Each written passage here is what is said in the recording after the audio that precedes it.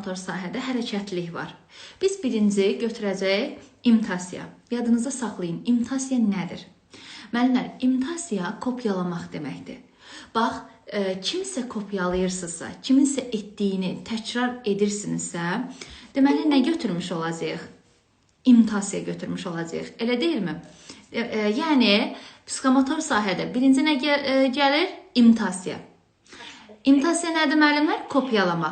Bax, belə düşünün ki, mən lövhədə yazı yazıram və siz eyni yazını təkrar edirsiniz. Deməli, nə olmuş olacaq müəllimlər? İmitasiya olmuş olacaq. Aydındırmı? İndi, ümumi götürsək, imitasiyanı necə fərqləndirmiş olduq? Kopyalama olaraq. Kopyalama varsa, necə qeyd etmiş oluruq müəllimlər? Necə qeyd edəcək? İmitasiya. Sonra, ikinci gələcək manipulyasiya. Yazın, ikinci manipulyasiya. Manipulyasiyanın fərqi nədir? Müəllimlər, manipulyasiyanı belə fərqləndirməlisiniz ki, baxın, cümlədə təlimat varsa, sonra göstəriş varsa, əsasən varsa, bu olacaq manipulyasiya.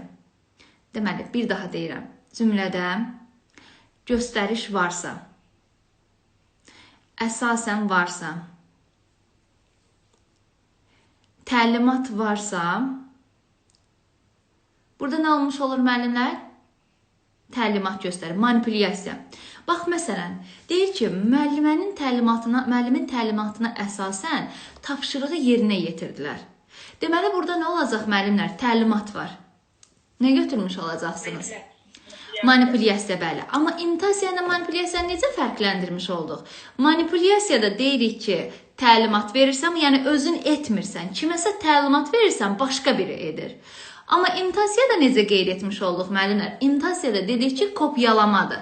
Yəni, başqa birini kopyalayırıq. Bir də diqqətli olun.